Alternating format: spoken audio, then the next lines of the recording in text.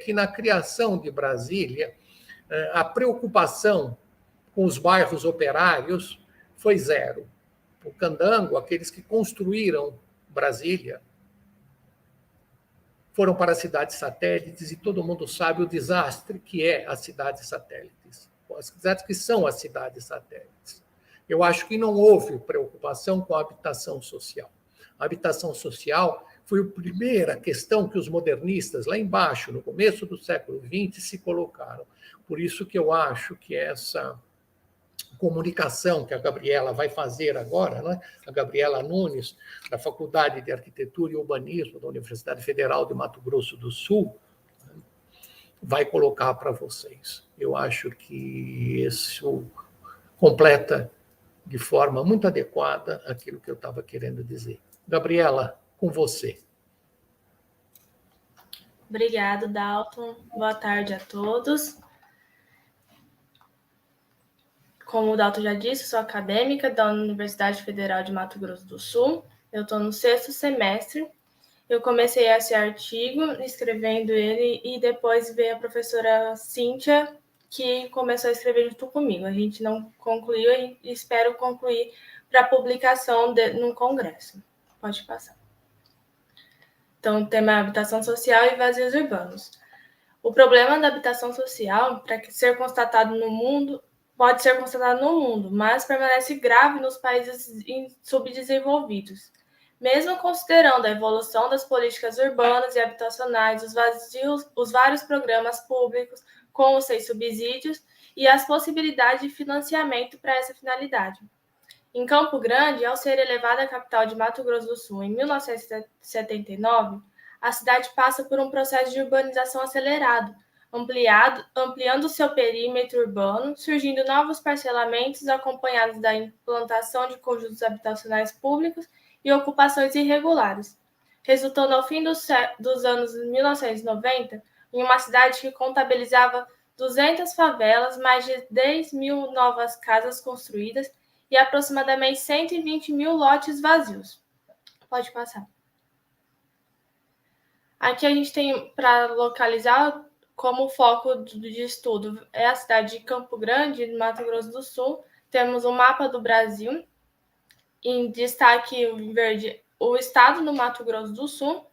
Embaixo tem o estado do Mato Grosso do Sul, com destaque para o município de Campo Grande, e o mapa da direita tem o município de Campo Grande, com destaque para a cidade de Campo Grande, que é o foco de estudo. Pode passar.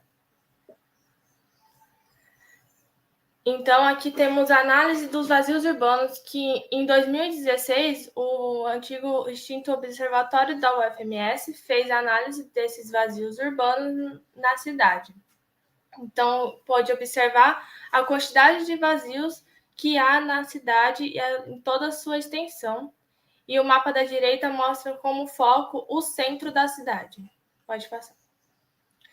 Então, esse trabalho tem como objetivo investigar esse contexto e demonstrar que as políticas habitacionais poderiam ser mais efetivas se conseguisse colocar em prática os institutos jurídicos do Estatuto da Cidade, previstos no plano diretor, nos espaços vazios que possuem infraestrutura adequada. Pode passar. E tem como metodologia revisão bibliográfica e de consulta a documentos sobre a cidade e seus vazios urbanos, investigando os aspectos que contribuíram para essa realidade. Realização de estudos de casos sobre outras cidades brasileiras que utilizaram estratégias de aplicação dos instrumentos urbanísticos em seus programas habitacionais para os efeitos comparativos. Pode ir.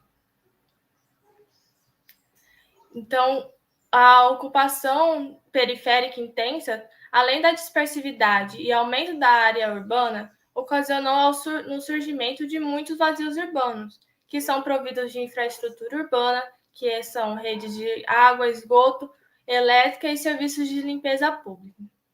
Essa cidade dispersa que se tornou é sinônimo de menos sustentável, pois essa dispersividade impacta o meio ambiente, com seus trajetos longos que necessitam de superfícies impermeabilizadas a ser percorridos por automóveis emissores de poluentes, além de reflexos na qualidade de vida da população, na medida que essa depende tempo significativo em deslocamento. Outro aspecto a ser mencionado é a necessidade de ampliação das redes de infraestrutura urbana, implicando em grandes investimentos públicos. Contudo, a implantação de habitação social, através de programas de financiamento subsidiados em algumas dessas áreas vazias da cidade, factíveis de aplicação de IPTU progressivo e da utilização de compulsórios previsto no plano diretor do município, poderá contribuir para a diminuição dos terrenos subutilizados e para ampliar a capacidade de atendimento das famílias, com baixo poder aquisitivo, que demandam por novas habitações. Pode passar. Qual é o significado desses vazios para a cidade de Campo Grande? Qual a necessidade das ocupações das cidades crescerem horizontalmente ou verticalmente, considerando que existem áreas potenciais a serem usadas? Por que implantar novos bairros, novas ruas e toda uma infraestrutura se há terrenos desocupados na cidade? Por que colocar as pessoas de baixa renda cada vez mais distantes do centro histórico e das suas atividades? Pode passar. Para responder essas perguntas e outras que a gente tem que a gente começou esse trabalho, e espera-se os seguintes resultados, com ênfase na discussão sobre o problema habitacional social e a investigação sobre os espaços vazios urbanos na cidade de Campo Grande, procura-se construir uma análise que possa apontar perspectivas no direcionamento das políticas habitacionais. Essa reflexão consubstanciar-se-á em referência para outras cidades do país que sofrem do mesmo problema. Pode passar. Essas foram as seguintes referências bibliográficas que a gente analisou e vai continuar analisando. Pode passar. É só isso a minha comunicação. Obrigada.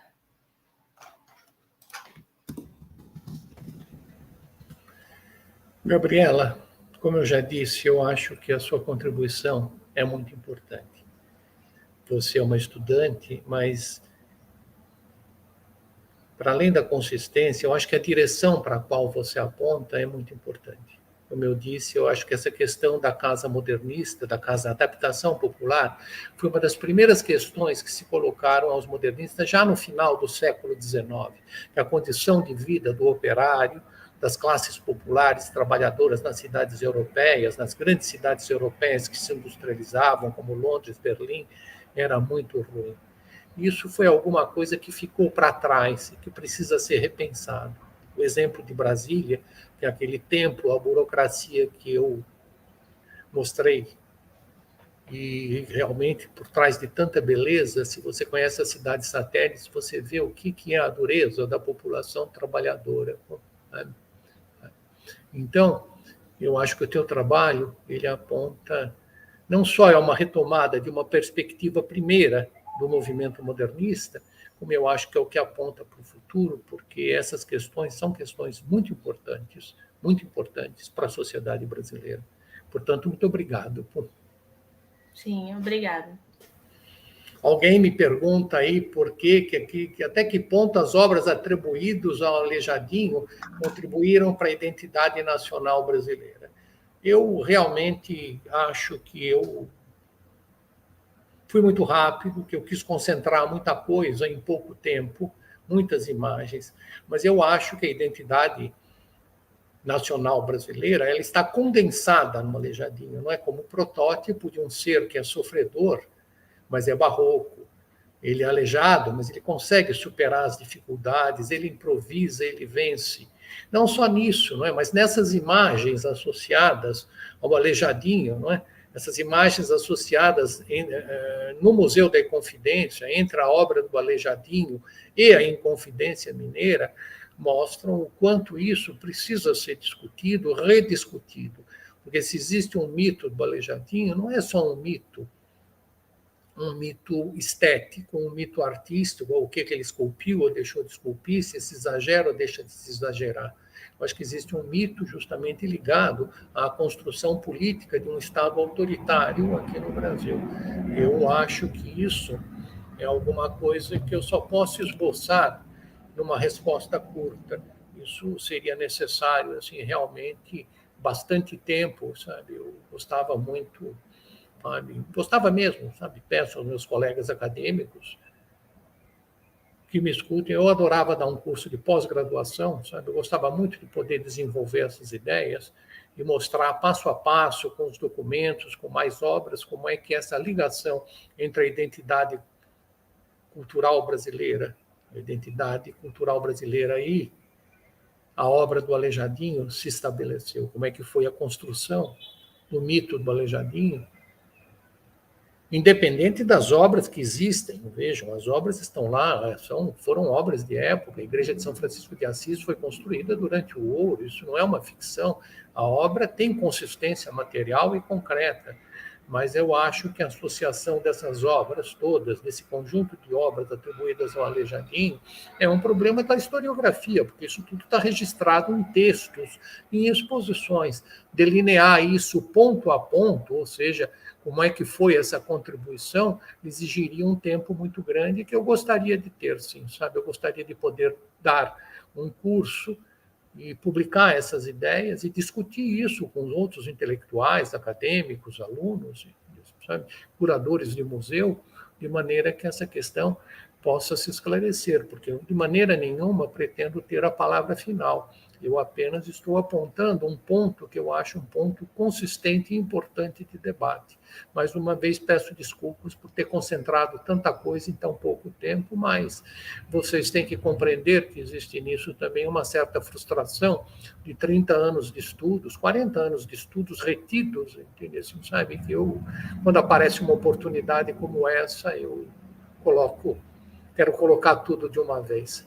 Mais uma vez, obrigado a todos, parabéns a Gabriela, sabe? Eu acho que pessoas jovens como a Gabriela são a esperança que nós temos no futuro. E vamos parar um pouquinho, que vamos comer, vamos dar um tempo, não é? Uma pausa e voltaremos, não é? Logo depois, eu penso que dentro de 1 hora, com uma nova mesa que vai ser coordenada pelo professor Luiz Jorge, onde a professora Margarete vai falar. Vocês me desculpem, mas isso aqui... Em relação à questão que a Maria Margarete levantou, sim, também, quando eu penso nos vazios urbanos, eu penso também em relação a essas situações abandonadas em prédios, né, em domicílios abandonados, para poder utilizar eles também, para habitação social. Então, Margarete, por favor, entra na transmissão e faça o link com a sua mesa, sabe, de depois do almoço, por favor.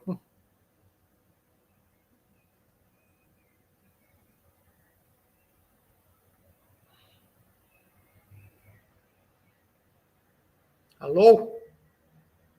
Não tem ninguém aí para responder? Bom. Não sei se a Margarete vai entrar agora. Margarete.